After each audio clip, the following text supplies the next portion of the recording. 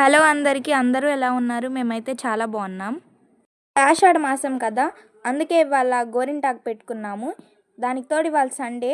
So, ఇవాళ కుదిరింది. రోజు స్కూల్‌కెళ్తాం కదా! సో, అందుకని కుదరలేదు.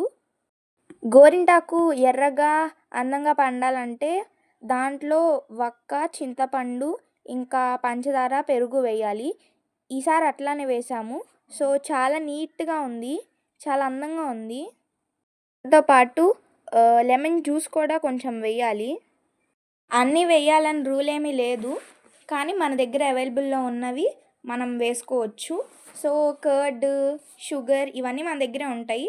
సో, వక్క ఒకటి పెద్దగా కాస్ట్ కూడా ఉండదు. సో, బయట అదొకటి తెచ్చుకొని ఏసుకోవచ్చు. గోరింటాకు పెట్టుకొని మినిమమ్ 1 అవర్ ఉంచుకోవాలి. అప్పుడే బాగా పండుతుంది.